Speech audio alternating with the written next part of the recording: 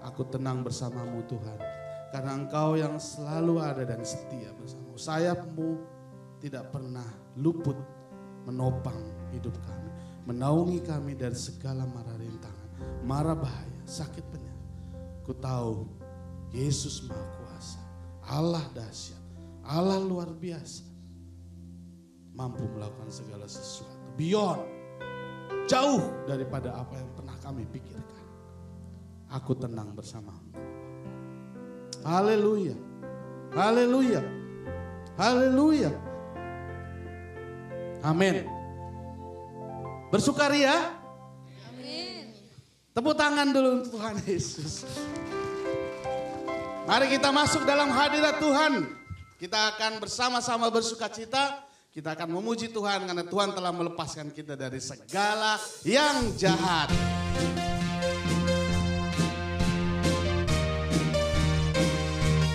Boleh bertepuk tangan.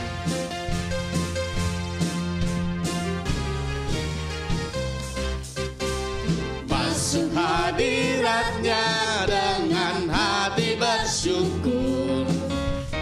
Masuk gerbangnya dengan pujian. Bermazmurlah bagi Dia, nyanyikan nyanyian baru. Bersukacita sekarang menyembah Dia. Masuk hadiratnya dengan hati bersyukur. Masuk gerbangnya dengan pujian. Bermazmurlah bagi Dia, nyanyikan nyanyian baru. Bersukacita sekarang menyembah Dia. Saat hati bersyukur dan jiwa pun bersuka, hadirat Allah nyata dalam pujian. Saat kami menyembah, tangan pun terangkat. Tuhan hadir dalam pujian umat-Nya. Amin. Haleluya. Masuk hadirat-Nya. Masuk hadirat-Nya dengan hati bersyukur. Masuk gerbangnya dengan pujian. Bermazmurlah bagi Dia, nyanyikan nyanyian baru. Bersukacita sekarang menyembah Dia. Masuk hadirat-Nya dengan hati bersyukur. Masuk gerbangnya dengan pujian. Bermazmurlah bagi Dia, nyanyikan nyanyian baru. Bersukacita sekarang menyembah Dia. Saat hati bersyukur, amin, jiwa pun bersuka. Hadirat Allah nyata dalam pujian. Saat kami menyembah, tangan pun terangkat. Tuhan hadir dalam pujian umat-Nya. Saat hati bersyukur, dan jiwa pun bersuka. Hadirat Allah nyata dalam pujian. Saat kami menyembah dan tangan pun terangkat. Tuhan hadir dalam pujian umat-Nya. Tuhan hadir. Tuhan hadir dalam pujian umat-Nya. Tuhan hadir dalam pujian umat-Nya.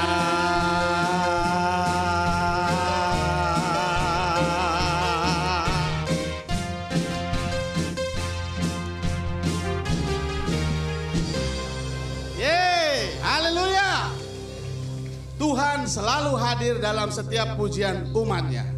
Amin. Allahku dahsyat. Dari utara, selatan, dari barat sampai ke timur. Tidak ada yang meragukan dan mengatakan bahwa kuasa Allah tidak dahsyat. Semua mengatakan ujung ke ujung bahwa Allahku dahsyat. Allahku Dahsyat.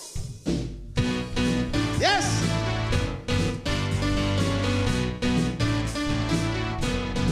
One more.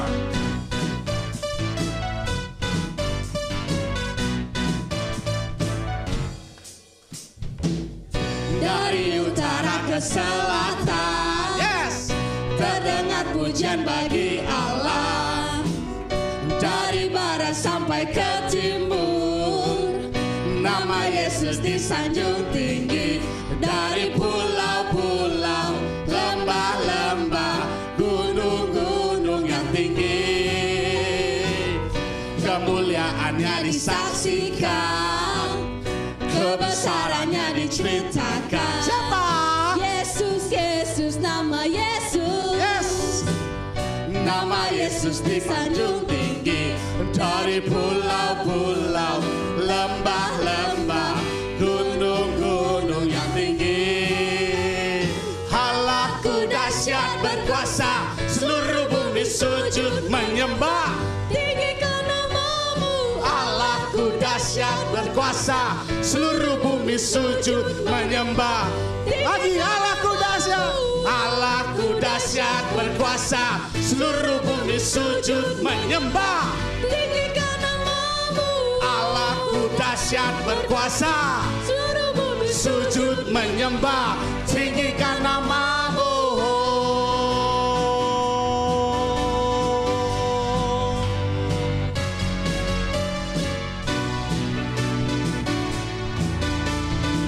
Dari utara, come on. Dari utara ke selatan, terdengar pujian bagi Allah. Dari barat sampai ke timur, nama Yesus disanjung tinggi.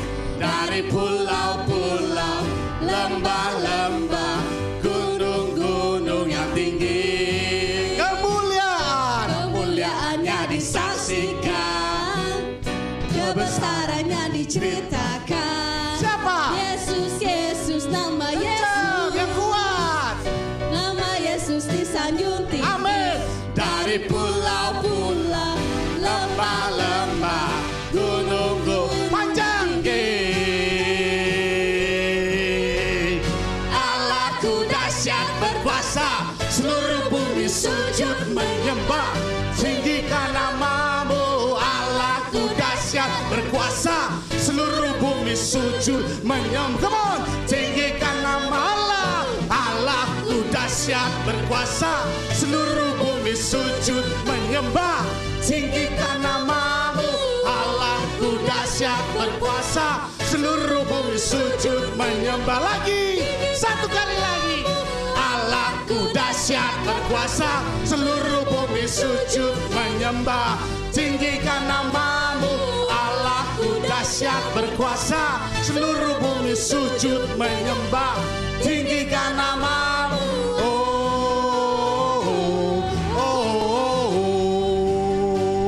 Tinggikan namamu.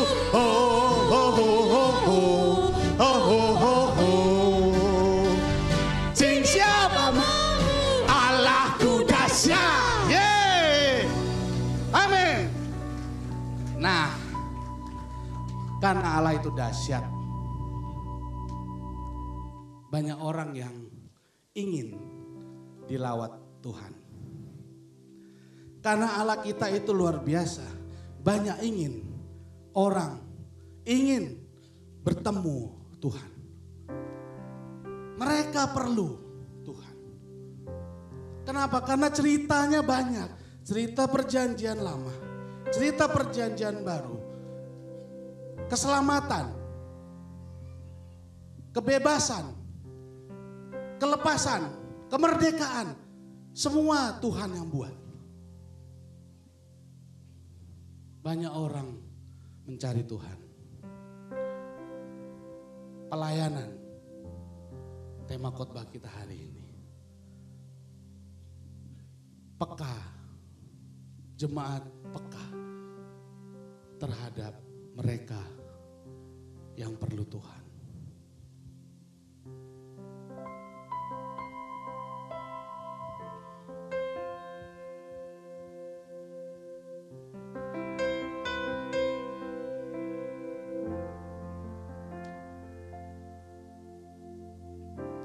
Tiap hari Ku temukan mereka yang terhilang, hidup yang tak menentu, arah tujuan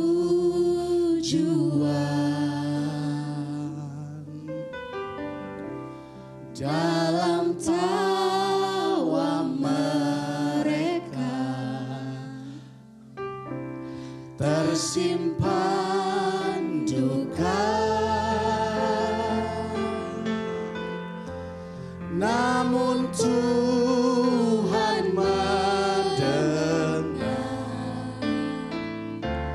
tangis mereka.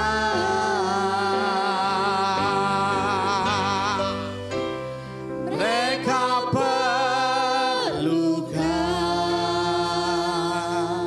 People need the Lord. Mereka perlukan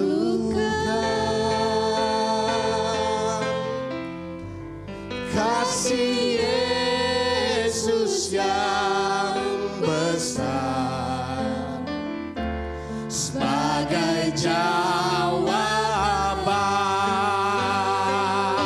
Mereka perlukan. Mereka perlukan. Amin. Mereka perlukan.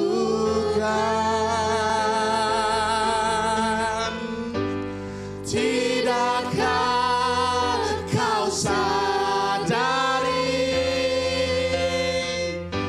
Dia kasih yang sejati? Mereka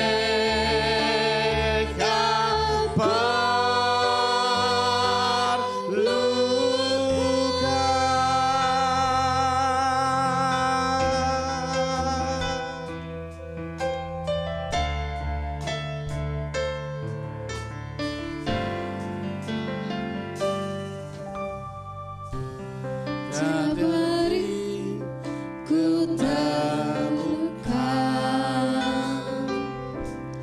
mereka yang terhilang, hidup yang tak menentu, arah tujuan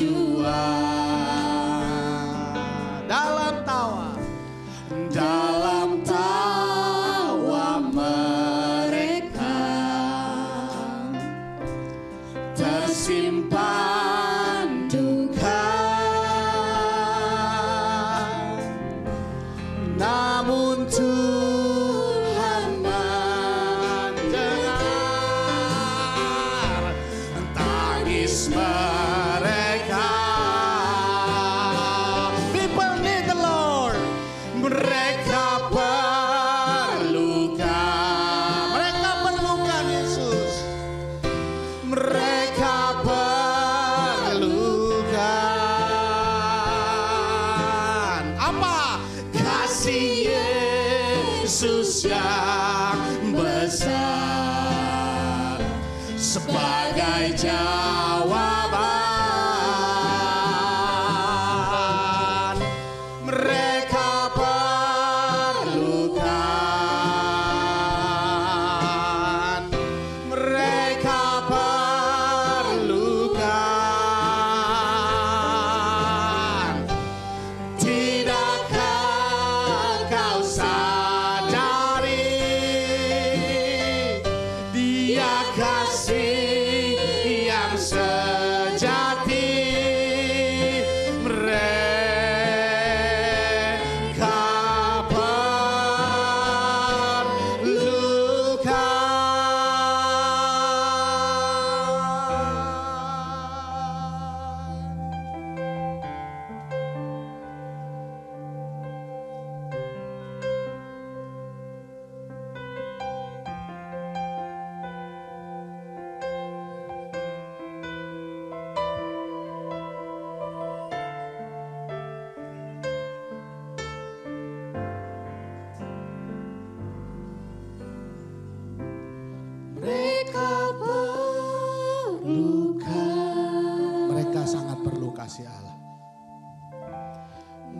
mereka perlukan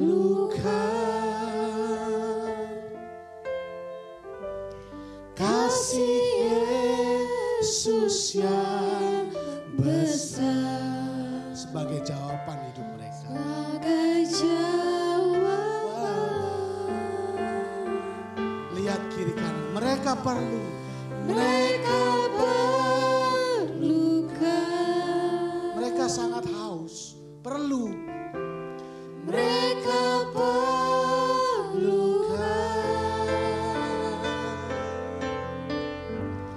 Tidakkah kau sadari Dia kasih yang sejati.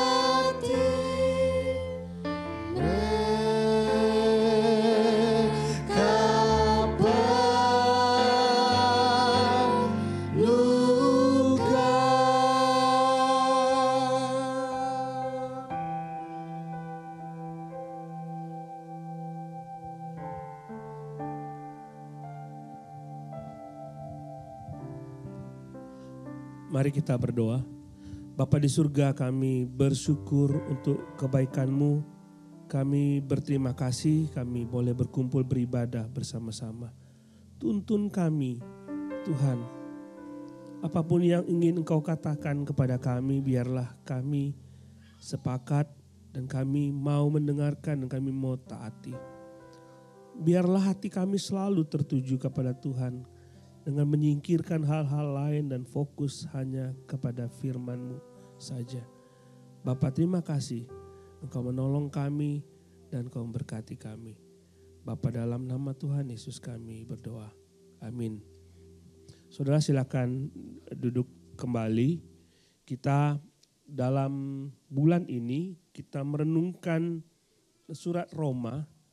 Surat Roma adalah surat yang sangat sulit untuk dikhotbahkan karena berisi begitu banyak pengajaran yang kalau kita lihat dari pasal 1 sampai pasal yang ke-11 itu banyak berisi pengajaran-pengajaran yang dibuat oleh Rasul Paulus kepada gereja. Tapi bukan berarti itu tidak bisa kita terapkan karena firman Tuhan mengatakan segala tulisan yang diilhamkan oleh Allah bermanfaat untuk mengajar. Termasuk ketika kita belajar minggu lalu mengenai Injil yang diberitakan oleh firman Tuhan jauh sebelum Injil itu diberitakan oleh Yesus Kristus sendiri. Nah, saudara, kita akan membaca surat Roma, tapi sebelumnya saya ingin mengajak saudara untuk melihat, berpikir mengenai sesuatu. Kalau kita lihat judul ini, saudara akan melihat ini judulnya Be a Real Christian. Menjadi orang Kristen yang sesungguhnya. Menjadi orang Kristen yang sebenarnya. Lalu saudara mungkin tanya, Pak Pendeta, apakah ada orang Kristen yang tidak sebenarnya?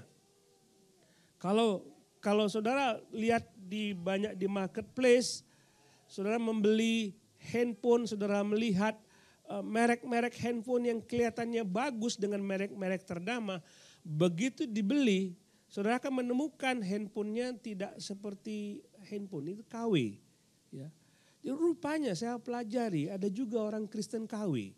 Tahu ya Kristen KW ya? Ada KW-nya, ada KW1, KW2, KW3 dan seterusnya. Enggak benar-benar enggak original. Tidak original. Jadi ada orang Kristen yang biasa-biasa saja yang sebenarnya dia menyebutkan dirinya Kristen tapi isinya tidak. Seperti saudara beli HP, kelihatannya ini HP branded karena dari mereknya. Begitu dibongkar isinya tidak demikian. Jadi kalau kita membaca dalam Kisah Para Rasul pasal 11, orang-orang di Antiokhia itu pertama kali disebut sebagai orang Kristen. Nah, perhatikan saudara, kata Kristen itu artinya orang yang serupa dengan Yesus, serupa dengan Kristus. Kalau melihat dari definisi ini, saudara coba kita berpikir, Kalau kita menamakan diri kita sebagai orang Kristen, lalu kita bercermin, apakah hidup kita serupa dengan Kristus?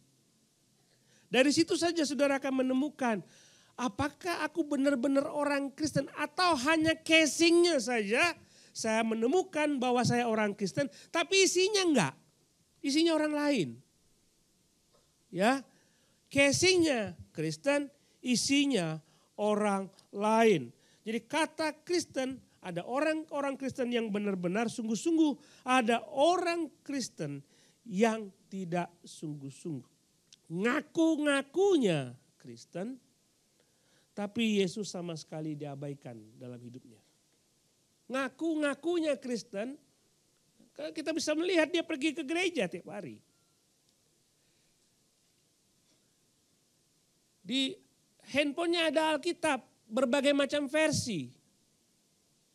Ngomongnya saya sudah baca dari Kejadian sampai Wahyu 40 kali. Hafal luar kepala, saudara nggak bisa kalah dengan, nggak bisa menang sama orang Farisi yang begitu luar biasa hafal Alkitab. Tapi Yesus bilang apa? Hei, ular beludak. Nah kita yang kalau baca hari ini besok enggak gimana? Ular naga kali ya. Jadi seperti itu. Saudara, jadi ada Kristen KW.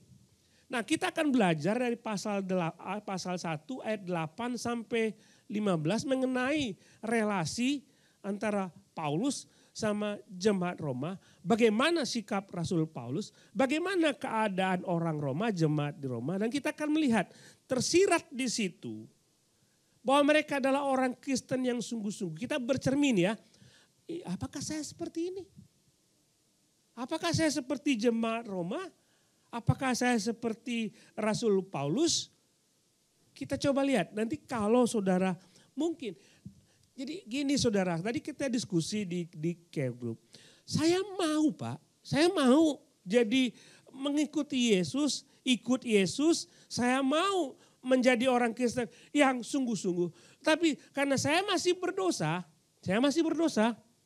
maka seringkali saya tidak seperti apa yang Yesus harapkan.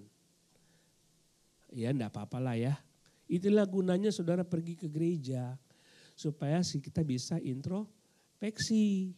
Ya, tiap minggu saudara pergi ke gereja, saudara bisa introspeksi. Sebulan sekali saudara pergi ke gereja, saudara jarang sekali introspeksi. Setahun saudara tidak ke gereja, saudara tidak pernah introspeksi. Jadi coba kita rajin-rajin supaya kita makin introspeksi, kita sampai sejauh mana. Mari kita buka Alkitab kita, Roma pasal 8 ayat 1, Roma pasal 1 ayat 8 sampai 15. Kita baca ayat ini silih berganti, saya mengajak saudara untuk baca, bukan cuma saya yang baca, supaya jangan sampai saudara hanya mendengarkan saja. Kita baca pasal 1 ayat 8 sampai yang ke-15. Saya baca ayat yang genap, saudara baca ayat yang ganjil. Saya pasti terbaca ya, mudah-mudahan ya. Pertama-tama aku mengucap syukur kepada Allahku oleh Yesus Kristus atas kamu sekalian. Sebab telah tersiar kabar tentang imanmu di seluruh dunia.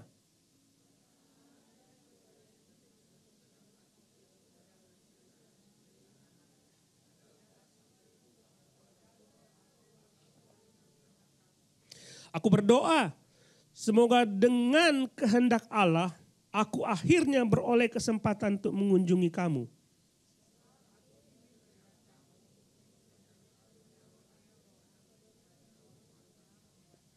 Yaitu supaya aku ada di antara kamu dan turut terhibur oleh iman kita bersama, baik oleh imanmu maupun oleh imanku.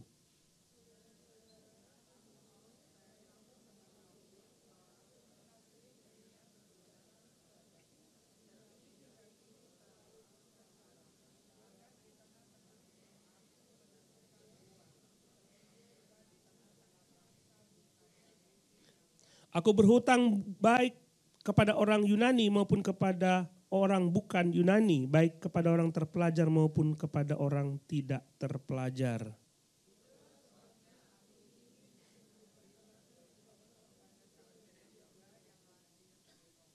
Oke, kalau saudara bertanya-tanya, kira-kira apa ciri-ciri orang Kristen yang sesungguhnya.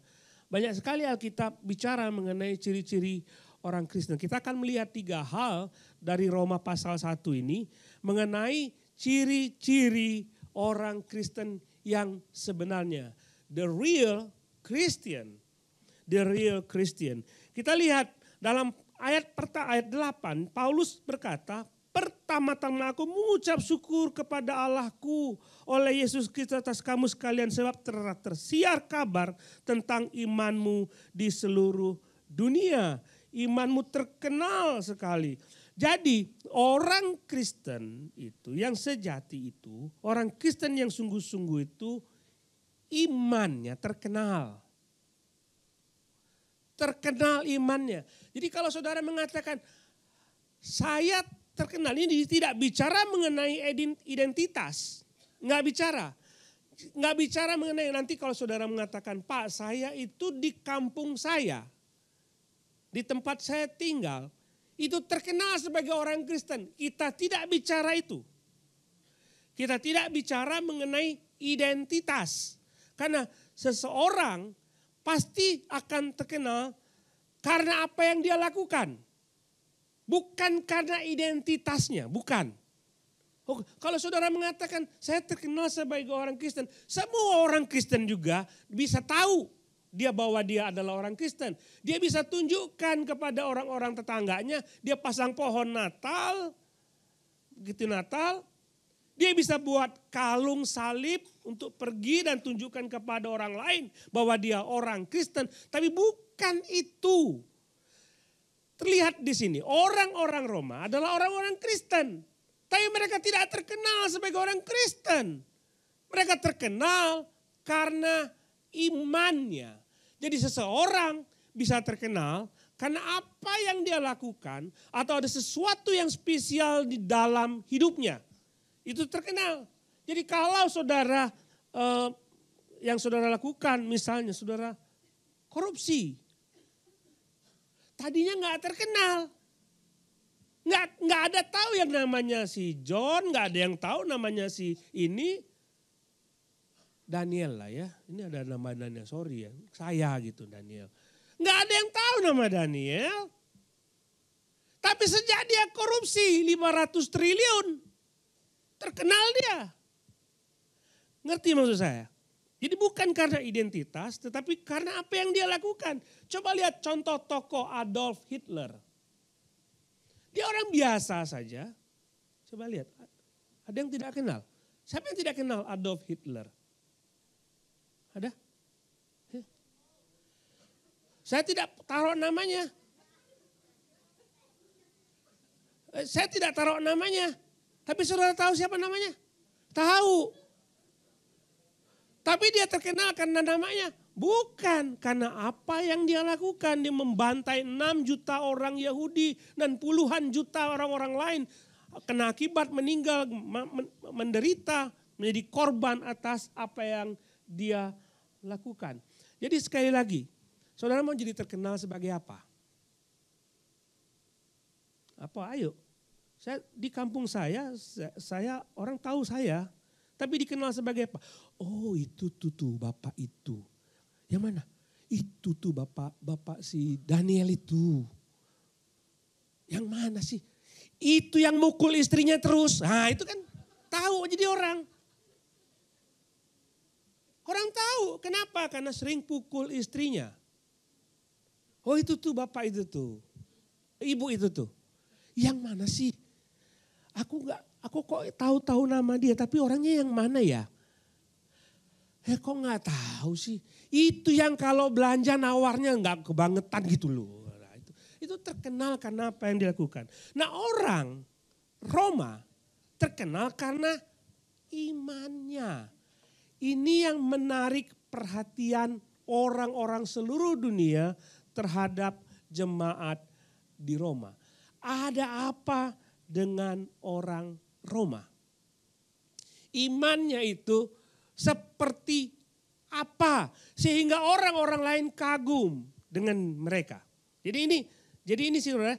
Jadi dia terkenal karena imannya. Coba kita pikir bagaimana caranya kita terkenal karena iman kita kepada Tuhan. Jadi apa yang terjadi dengan orang Roma? Mereka adalah orang-orang yang penuh dengan aniaya. Ini jemaat tidak didirikan oleh Rasul Paulus. Jadi Paulus hanya dengar kabar tentang jemaat. Dia belum pernah ketemu. Saudara lihat nanti ya, saudara, aku ingin mengunjungi kamu. Dibilang. Dia belum pernah mendengar, dia belum pernah bertemu dengan orang Roma. Tapi terkenal karena imannya. Iman yang seperti apa? Begini saudara. Kalau orang-orang Roma itu sering menghadapi aniaya sama seperti orang-orang lain. Tapi begitu mereka di Roma itu, saudara akan ketemu dengan tempat di mana orang-orang Kristen dianiaya dan mereka tetap mengatakan, aku tetap percaya kepada Yesus. Aku tidak peduli apa yang akan terjadi kepada diriku. Aku tetap percaya kepada Dia. Dan mereka diancam. Kau sangkal Yesus, kalau tidak percaya, kalau kamu menyangkal Yesus, maka kamu akan aman hidupmu. Lalu mereka bilang, aku tidak akan pernah menyangkal Yesus seumur hidupku. Itu iman kan? Dia yakin apa yang dia percayai dan dia sanggup membayar harga terhadap apa yang dia percayai. Itu yang disebut iman. Enggak lebih dari situ. Orang Kristen, ya orang Kristen, ada orang Kristen biasa-biasa saja. Oh, saya tahu orang Kristen itu. Yang mana? Itu yang menyangkal Tuhan. Terkenal dia menyangkal Tuhan. Imannya tidak menunjukkan bukti seperti itu. Nah, itulah yang terjadi kepada orang Roma. Coba saudara, minggu lalu, kalau nggak salah, saudara membaca dari Ibrani pasal yang ke-13 ya. Ibrani pasal 11. Ibrani pasal 11. Ini iman saudara. Ibrani pasal 11 bicara tentang iman. Dan saudara tahu, Hoyt berbicara mengenai ini. Ada orang-orang yang beriman, kata kita bilang. Kita beriman, kita sembuh. Oke? Kita beriman, Tuhan luar biasa. Allah dahsyat. Lalu bagaimana bila terjadi Allah tidak melakukan sesuatu yang dahsyat dalam hidupmu, masihkah engkau beriman kepada Dia? Seperti Ibrani pasal 11 disebutkan di situ, ada pula yang diejek, didera, bahkan dibelenggu dan dipenjara. Mereka dilempari, digergaji, dibunuh dengan pedang, mereka mengembara dengan berpakaian kulit domba dan kulit kambing sambil menderita kekurangan. Di mana itu yang ngomong kalau aku anak Tuhan aku diberkati dengan kekayaan. Mereka beriman tapi mereka menderita kekurangan, kesesakan, siksaan. Dunia ini tidak layak bagi mereka. Mereka mengembara di padang gurun dan di pegunungan, dalam gua-gua dan celah-celah gunung. Dan mereka semua tidak memperoleh apa yang dijanjikan. Sekalipun iman mereka telah memberikan kepada mereka suatu kesaksian yang baik.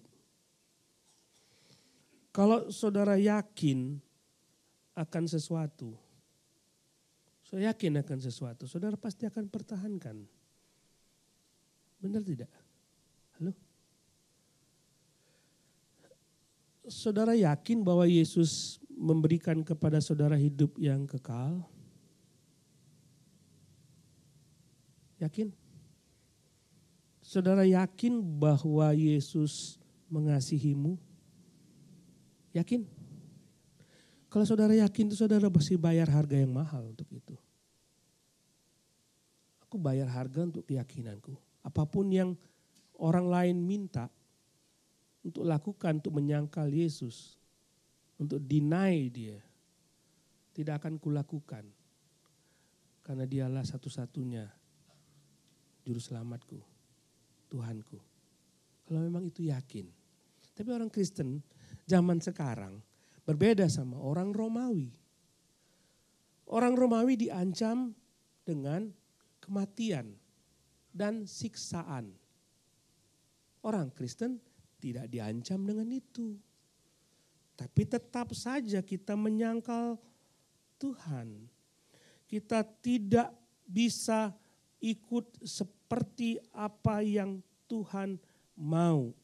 Hal-hal yang sedikit pun menggoda kita mau ikut godaan itu dan tidak ikut Tuhan.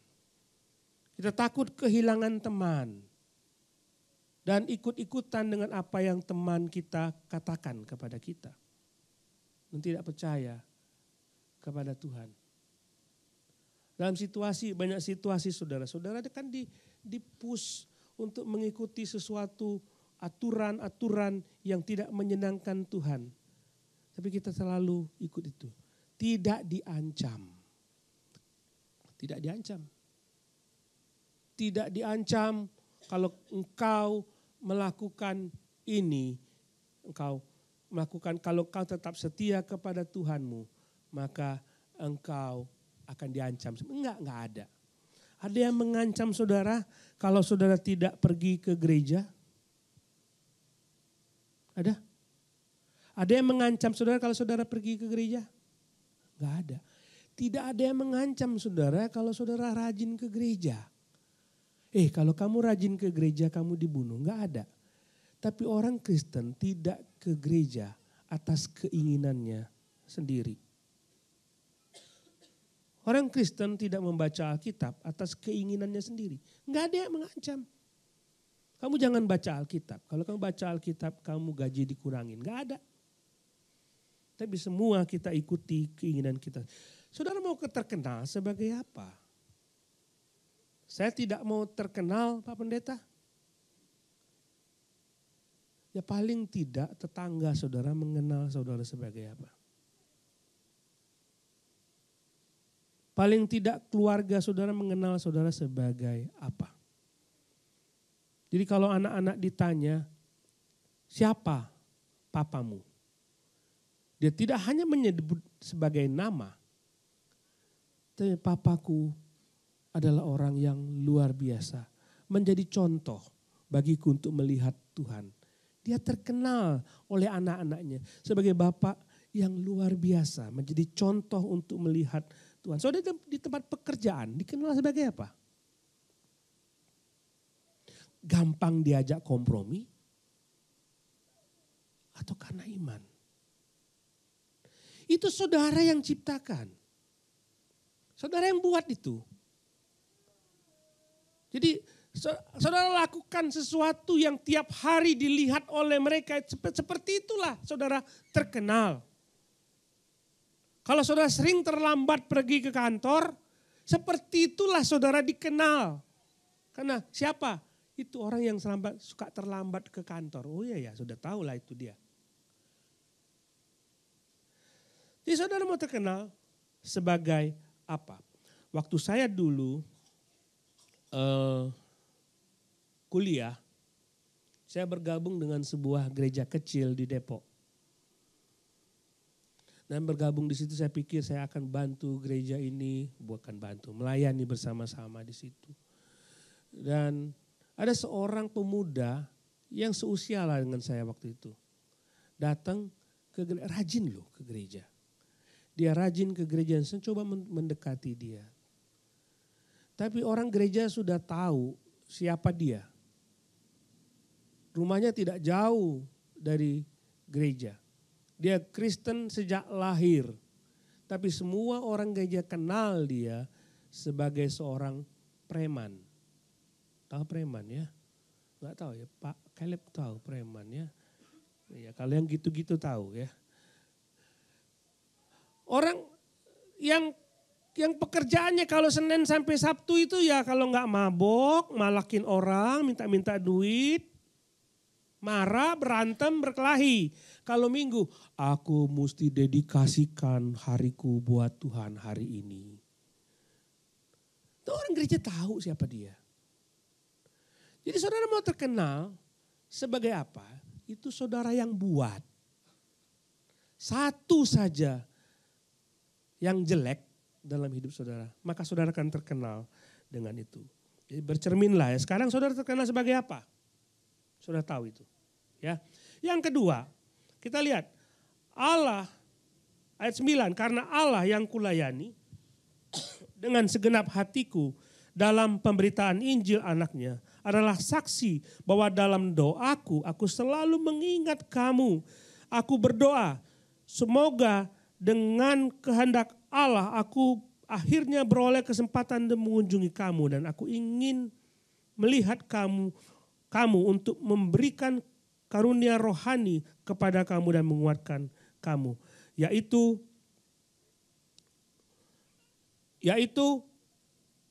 supaya aku ada di antara kamu dan turut terhibur oleh iman kita bersama-sama, baik oleh imanmu maupun oleh imanku. Perhatikan, Paulus mengatakan Allah yang kulayani dengan segenap hatiku, Allah yang aku layani, dia bersaksi bahwa Allah itu aku layani. Dan dia berkata, Allah yang kulayani itu bersaksi menguatkan aku. Bahwa aku sungguh-sungguh mengasihimu, aku sungguh-sungguh melayanimu, aku sungguh-sungguh setia di dalam pelayananku. Coba kita buka buat diri kita sendiri. Berani gak ngomong seperti Rasul Paulus ngomong? Allahku menjadi saksiku bahwa aku sungguh-sungguh melayani dia. Ada? Siapa yang menjadi saksi? Bahwa saudara sungguh-sungguh melayani Tuhan. Jadi yang kedua, kalau saudara ingin melihat apakah saya sungguh-sungguh orang Kristen, saudara berkomitmen terhadap pelayanan. Sehingga saudara bisa mengatakan, lah aku tidak peduli kalau orang lain mengatakan bahwa aku tidak setia dalam pelayanan. Allahku sendiri yang menjadi saksi bahwa aku setia di dalam pelayanan kepada Tuhan. Kalau saudara tidak melayani, bagaimana saudara bisa mengatakan bahwa Allah adalah segalanya dalam hidup saudara? Is he everything? Apakah dia segalanya dalam hidupmu? Kalau dia segala-galanya, saudara pasti mau melayani dia. Benar enggak? Halo? Benar tidak? Galatia 1 ayat 10 berkata, jadi bagaimana sekarang, adakah ku cari kesukaan manusia atau kesukaan Allah? Adakah ku coba berkenan kepada manusia? Sekiranya aku masih mau mencoba berkenan kepada manusia, maka aku bukan hamba Yesus. Maksud saya begini, saudara. Waktu saudara mengatakan saudara orang Kristen, kenapa saudara pergi ke gereja? Apa yang saudara cari di sini? Untuk saya siapkan ini, sebenarnya saya tergoda untuk menyebut Kristen hedonis. Ada banyak definisi tentang Kristen hedonis. Ada mengatakan, sebenarnya enggak salah, saya setuju. Hedonisme di dalam dunia kekristenan itu tidak salah. Karena Yesus mengatakan, Alkitab mengatakan bersukacitalah. Tapi sukacita itu di dalam siapa? Apa yang membuat saudara bersukacita? Apa yang saudara cari? Kalau saudara mencari sukacita, kesukaan Allah, maka itulah yang disebut dengan Kristen hedonis sejati. Tapi banyak orang kekristenan itu, orang pergi ke gereja hanya untuk mencari kesenangan diri sendiri. Saudara tahu, banyak orang tidak suka dengan gereja yang terlalu banyak menuntut pelayanan. Lebih baik saya pergi ke gereja, saya tidak kenal pendetanya, saya datang, saya duduk, saya menyanyi-nyanyi. Lagu-lagunya bagus, menghibur, musiknya keren, khotbahnya lucu. Aku pulang, aku puas, aku diberkati tanpa pelayanan. Tanpa pelayanan. Orang Kristen sejati tidak seperti itu. Saya tidak mencari kesenangan. Oke lah, saya datang, saya menikmati puji-pujian. Saya menikmati berkat Tuhan. Tapi aku juga mau supaya aku ambil bagian di dalam pelayanan. Aku tidak sekedar sebagai penonton saja. Aku ambil bagian di dalam pelayanan kepada Tuhan. Jadi kekristenan yang sebenarnya adalah kekristenan yang melayani, berkomitmen di dalam pelayanan kepada Tuhan. Saudara, kita melakukan apa dalam pelayanan? Apa yang kita lakukan? Jangan berpikir hanya tentang apa yang dilakukan oleh teman-teman kita di sini. Bukan berarti saudara tidak bisa main drum lalu sebenarnya nggak bisa melayani. Tidak, kita ambil contoh terhadap apa yang dilakukan oleh Rasul Paulus dalam ayat-ayat yang dia sebutkan tadi. Coba lihat ayat 9 sampai yang ke-12. Karena Allah yang kulayani dengan segenap hatiku dalam pemberitaan Injil anaknya adalah saksiku bahwa dalam doaku aku selalu mengingat kamu. Berdoa adalah salah satu pelayanan yang bisa saudara lakukan. Engkau sudah tidak terlihat di sini. Tapi Allah lihat itu dan menjadi saksi. Bahwa saudara setia di dalam mendoakan orang lain. Saudara setia dalam mendoakan ke gereja saudara. Pelayanan di gereja ini. Saudara doakan. Tidak perlu saksi lain. Tidak perlu dilihat oleh orang lain. Tapi Allah sendiri menjadi saksi. Bahwa saudara berdoa. Jadi jangan pikir. Jangan pernah mengatakan Pak Pendeta saya tidak masuk dalam struktur gereja. So saya tidak bisa melayani. Nggak bisa seperti itu. Tidak bisa seperti itu. Saudara bisa melayani dengan cara berdoa. Besok ada ibadah, saya akan mendoakan pendeta yang berkhotbah. Saya akan mendoakan jemaat Tuhan yang akan datang. Saya akan mendoakan ini pekerjaan Tuhan di sini. Saya akan mendoakan pekerjaan Tuhan di situ. Saya akan mendoakan ini, mendoakan itu. Itu salah satu pelayanan. Jangan berpikir tentang struktur. Jangan. Enggak ada tuh di jabatan gereja saya sebagai ini, sebagai itu. Jadi saya tidak bisa melayani. Salah. Paulus bukan bagian dari jemaat Roma. Tapi dia bisa mendoakan jemaat Roma. Aku berdoa, ayat 10. Semoga dengan kuasa Allah, aku akhirnya beroleh kesempatan untuk mengunjungi kamu. Kunjungan. Halo.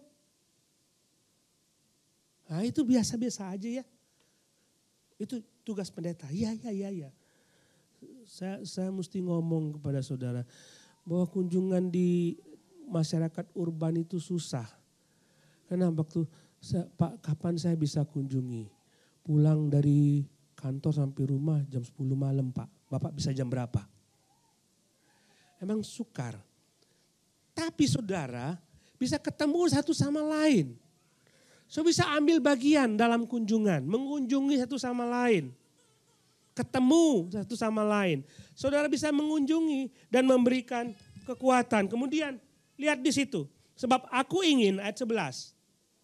Aku ingin melihat kamu untuk memberikan karunia rohani kepadamu. Guna menguatkan, memberi kekuatan. Kalau dengar ada jemaat yang sakit. Pendeta kunjungin dia. Iya oke, pendeta kunjungi. Tapi saudara ambil inisiatif, saudara bisa kunjungan.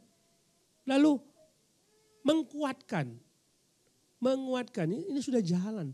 Saya senang sekali ini gereja, luar biasa. Kayaknya ini di sini real Christian semua. Ya. Ada apa di atas kepalanya itu, terlihat semua. Kalau ada yang sakit, ayo kapan kita kunjungin dia dan mendoakan. Itu luar biasa. Seperti itu yang terjadi kalau di antara kita bisa saling menguatkan dan mengunjungi satu sama lain. Kemudian di situ disebutkan dalam ayat yang 12. Yaitu supaya aku ada di antara kamu dan turut terhibur. Nah, Paulus dihibur oleh jemaatnya. Kunjungi pendeta ya. Ini pendeta curhat gak pernah dikunjungi. Semua orang perlu hiburan. Baik pendetanya maupun jemaatnya. Jadi saudara bisa saling mengunjungi satu sama lain dan menghibur satu sama lain. Ini bisa terjadi di mana? Di care group. Benar enggak saudara? Ayo yang bilang amin bahwa care group menghibur satu sama lain. Bilang amin. Nah, yang enggak ikut care group mana ada terhibur. Itulah pelayanan yang sebenarnya. Saudara enggak usah jadi gembala care group. Enggak usah. Tapi saudara masuk ke care group, saudara menghibur yang lain dan dihibur. Nah itu pelayanan saudara. Itu pelayanan. Jadi berkomitmen terhadap pelayanan. Ambil bagian. Ya, enggak perlu di sini. Enggak perlu bukan bagian. Saya enggak ada main musik bisa sedikit pun. Ya pukul drum bunyi tapi enggak beraturan. Saya bisa seperti itu kalau enggak beraturan. Tapi saudara enggak mau kan? Turunkan orang itu. Saya enggak bisa seperti itu. Tapi yang lain bisa. Lakukan bagianmu apa yang Tuhan percayakan kepadamu. Ketiga saudara. Real Christian itu terlihat hasil pertumbuhan rohani terlihat jelas. Enggak jadi orang Kristen yang biasa-biasa aja. Hari ini saya jadi orang Kristen yang kayak gini, besok saya lain lagi naik level. Naik level dong. Saya enggak seperti dulu lagi.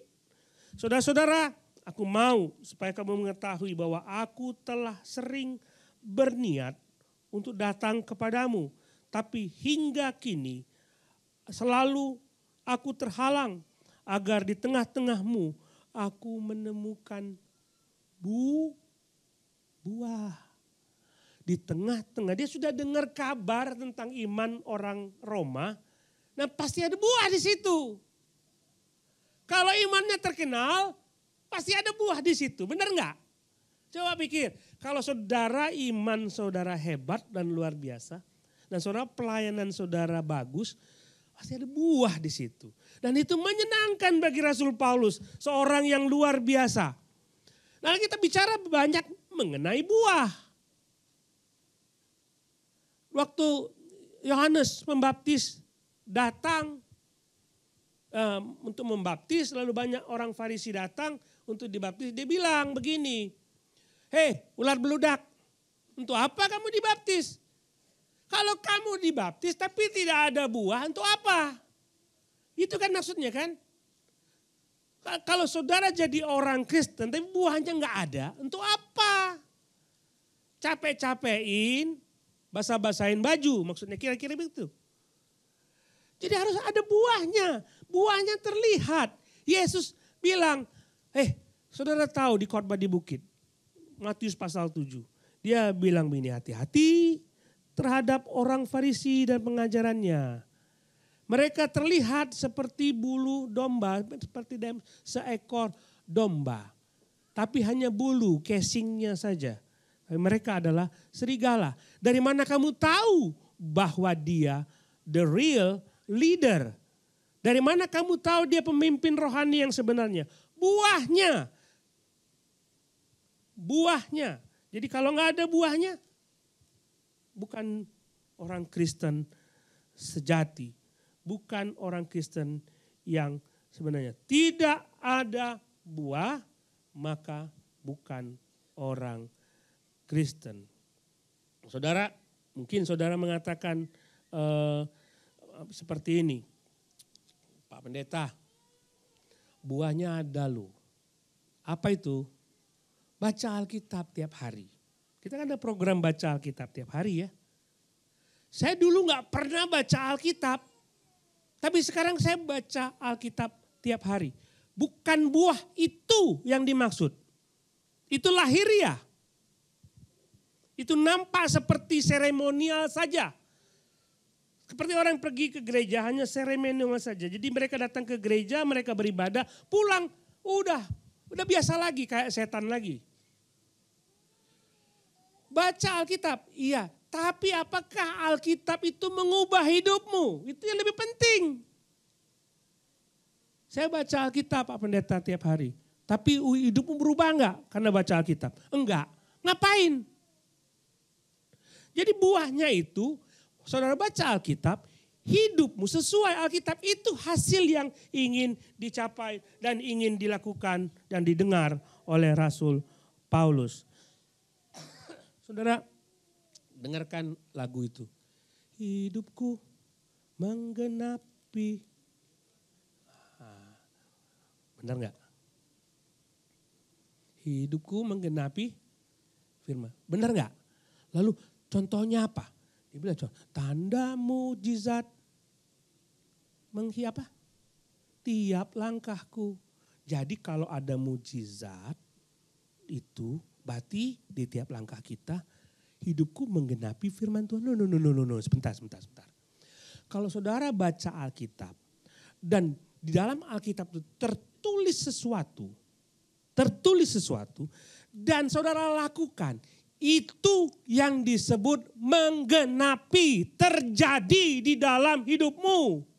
Waktu Yesus datang dan Yesus melakukan sesuatu, genaplah seperti yang disampaikan oleh firman Tuhan. Maka Yesus menggenapi firman Tuhan karena firman Tuhan mengatakan ini dan Yesus terjadilah seperti itu.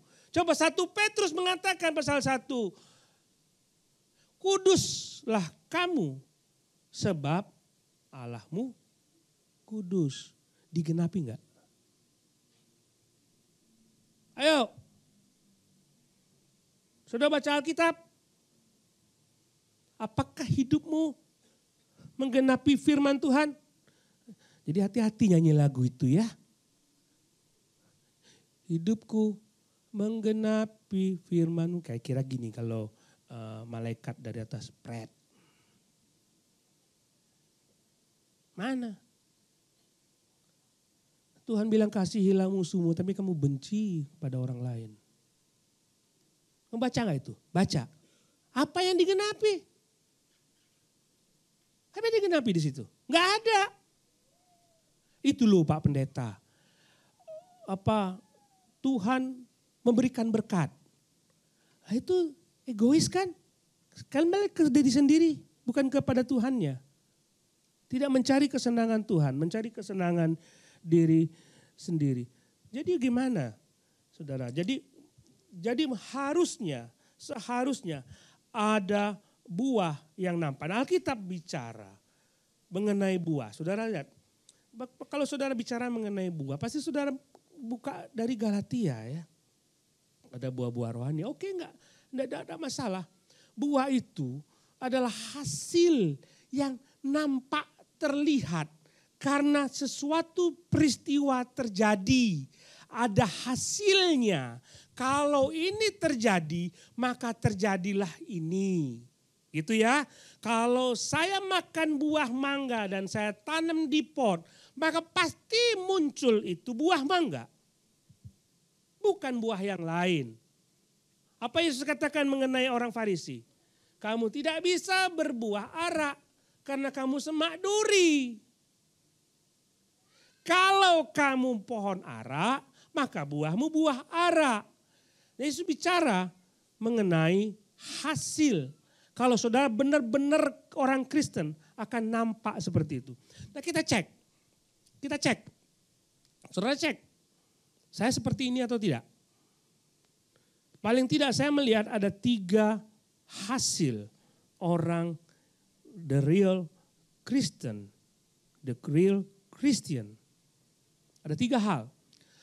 Kalau dia sungguh-sungguh percaya kepada Yesus. Pertama, pola pikirnya berubah. Coba pikirlah. Pola pikir saudara berubah? Enggak. Apakah saudara diubah? Mindset saudara dari mindset duniawi ke mindset ilahi. Tadinya cara saya berpikir ada cara berpikir duniawi.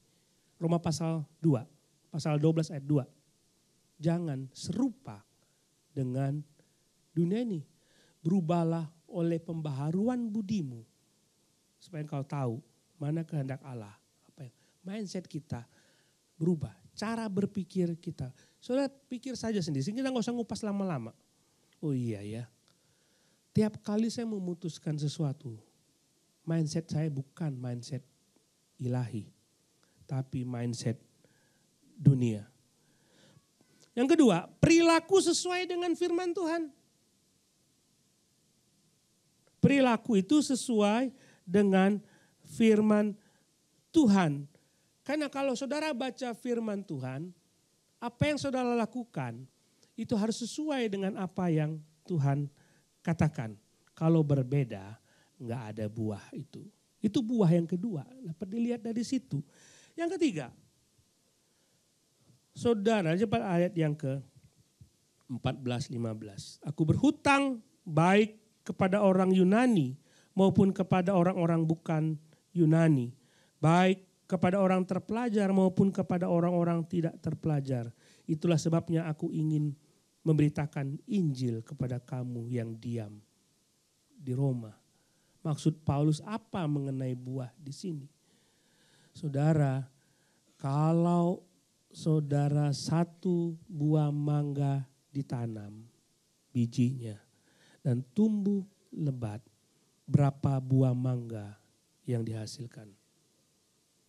Tidak berbuah? Atau banyak? Banyak. Harusnya seperti itu. Kami baru tebang pohon mangga. Gak ada buahnya. Tebang. Saudara, kalau saudara menghasilkan buah, senang Tuhan. Jadi saya orang Kristen, seharusnya saya menghasilkan orang Kristen lebih banyak. Buah yang dimaksud, saya harus cari jiwa. Gak bisa saudara diam.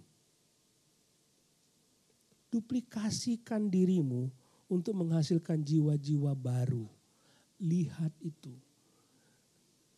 Coba saya ingin mengajak saudara melihat lagi dari beberapa bagian. Ada imannya terkenal oleh tetangganya. Tetangga kita mengenal kita dengan iman yang luar biasa. Lalu sebagai orang Kristen, saudara mengatakan kepada pendeta, pendeta, imanku terkenal di situ. Di lingkunganku. Imanku terkenal di kantorku. Siapa yang tahu itu? Terkenal di mana? Teman-temanku, tetanggaku. Lalu mereka tahu apa tentang perubahan hidupmu? Ya pokoknya dia tahu, aku orang Kristen. Dan imanku mereka kenal sebagai orang baik, bapak yang baik. Tapi mereka tidak kenal Tuhanmu. Lalu saya mengatakan, cara saya begitu Pak Pendeta. Saya gak usah cerita. Mereka tahu bahwa orang Kristen udah cukup gitu. Enggak bisa. Mereka ingin tahu apa yang mengubah hidupmu. Sehingga mereka juga ingin berubah seperti saudara berubah. So you have to tell them about your Christ. Kasih tahu kenapa saya berubah, kenapa saya bisa seperti ini. Kasih tahu mereka tentang Tuhanmu. Sehingga saudara menghasilkan buah. Kamu mau tahu kenapa? Ini Tuhanku. Aku cerita tentang Tuhanku, dia juru selamat. Kenapa aku bersuka cita setiap hari? Karena walaupun aku sakit, aku akan pergi ke sana. Kenapa aku bisa pergi ke sana? Karena Tuhanku menjamin. Kamu mau gak punya Tuhan kayak gitu? Cerita kepada mereka. Sehingga saudara menghasilkan buah. 3 buah ini harus ada dalam hidup saudara. 3 buah ini harus ada. Jadi kita refleksi. Kita sama-sama refleksi. Apakah aku orang Kristen sesungguhnya? Atau hanya ikut-ikutan? Atau hanya ganti casing saja? Isinya, saya masih mengikuti dunia. Kita berdoa. Silakan berdoa. Introspeksi. Dan katakan kepada Tuhanmu apa yang harus engkau katakan saat ini.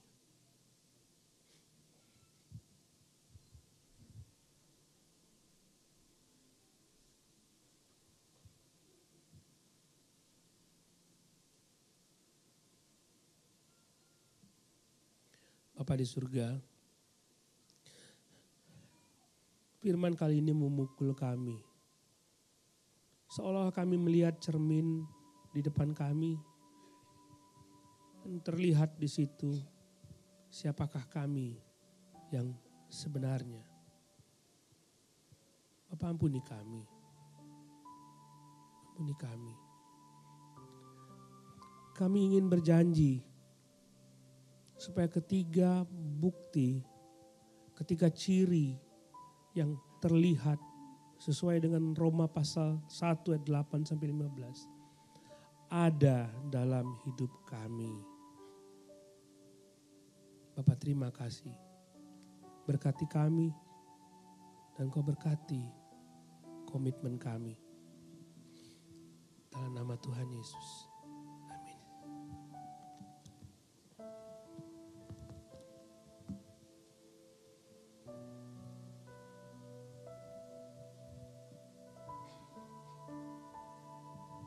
Kita berdiri, kita respon firman Tuhan.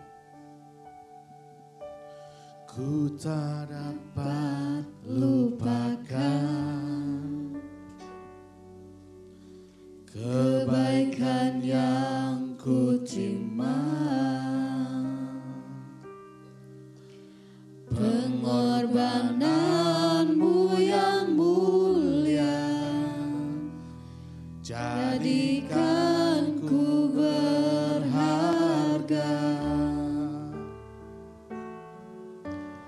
Kau tulus menerima aku apa adanya. Kekuatan kasih-Mu nyata memulihkan hidupku. Kau bukan Tuhan yang melihat rupa, Kau bukan Tuhan yang memandang harta. Hati hamba yang selalu Kau cari, biar Kau temukan di dalamku.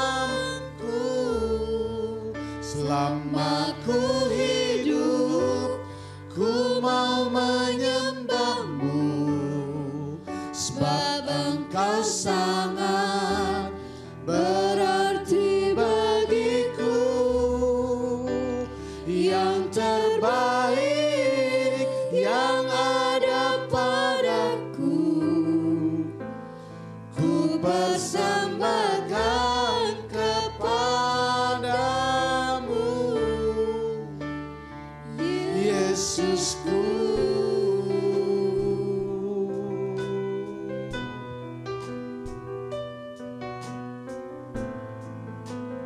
Kau tulus menerima aku apa adanya.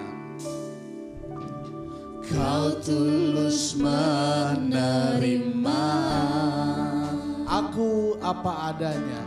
Aku apa adanya.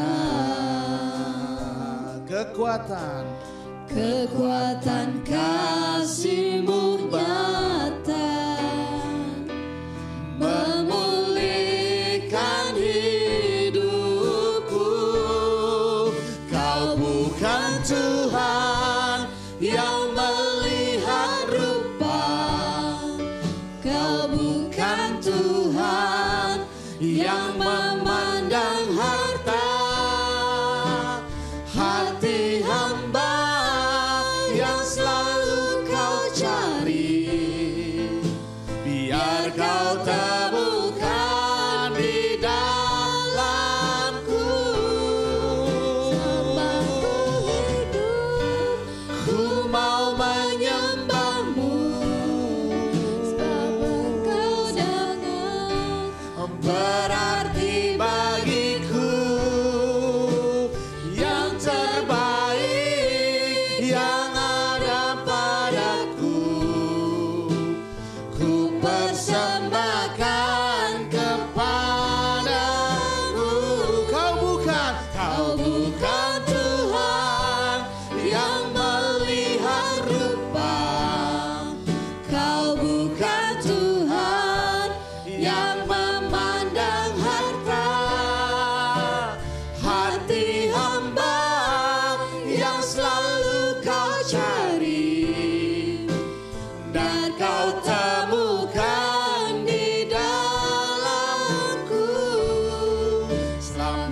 Aku